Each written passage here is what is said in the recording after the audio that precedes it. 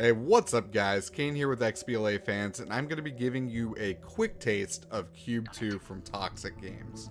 Now, Qube 2 is going to release on Xbox One on March 13th. It'll also be out on PC and PS4. The game is going to be $24.99, and it is the follow-up to the game Qube.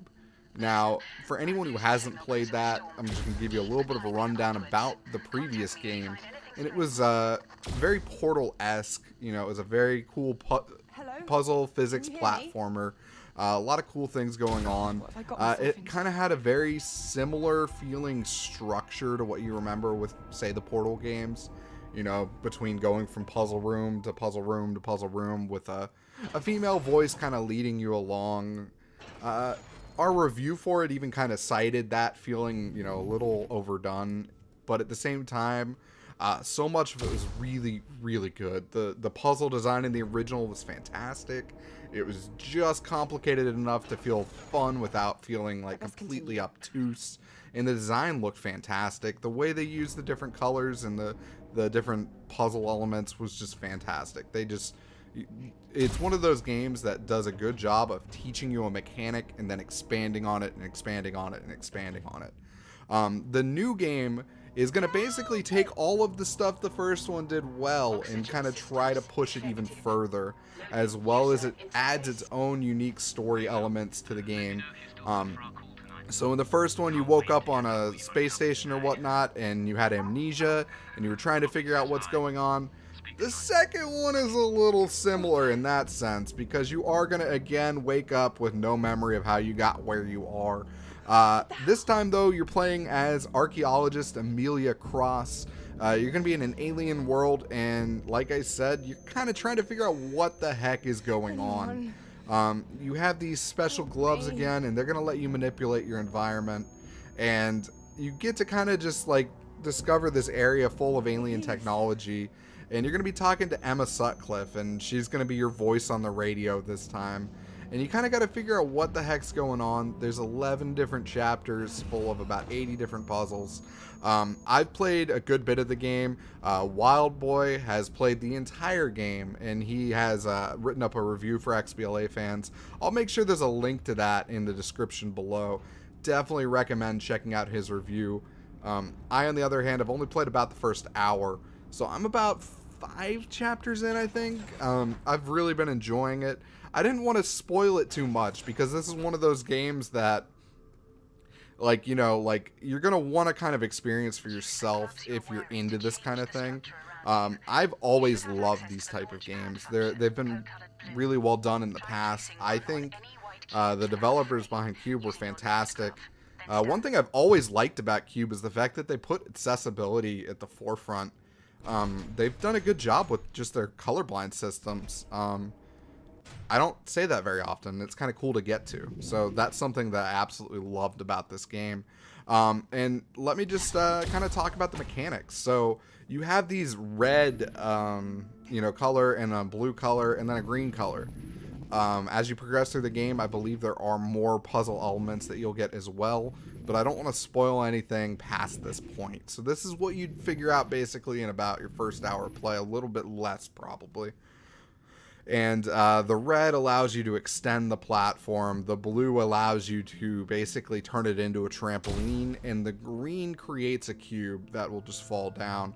And what you're going to have to do is you're going to have to combine all these different abilities into cool puzzle solving elements basically.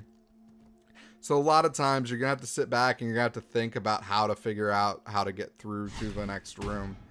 And I've really been enjoying my playtime with this so far. I'm absolutely having a blast with the game.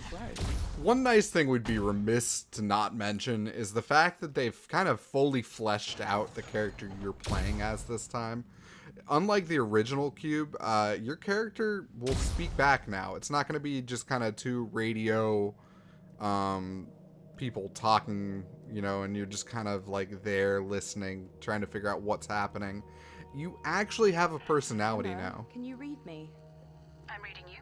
Are you alright? So like you can hear that she's going to interact and she's going to tell you some of the different kind of story elements, and they do some cool things to tie this game back to the first game, and that's obviously really nice to see. Some of the kind of scenery that you see in this game is also a little less sterile feeling. Like, as you can see now, there's obviously just like a giant tree in the middle of this kind of landscape. We had this crazy, you know, like desert storm earlier. You can see the sky. There's just some cool, like, almost environmental vistas and stuff, and it's just really nice to see how they've just incorporated a lot of different things now into this sequel. You genuinely are in like a strange kind of world, and it doesn't really make a lot of sense to me. And that's kind of cool that you just like really kind of enter this place confused. Like you really want to kind of figure out what's going on.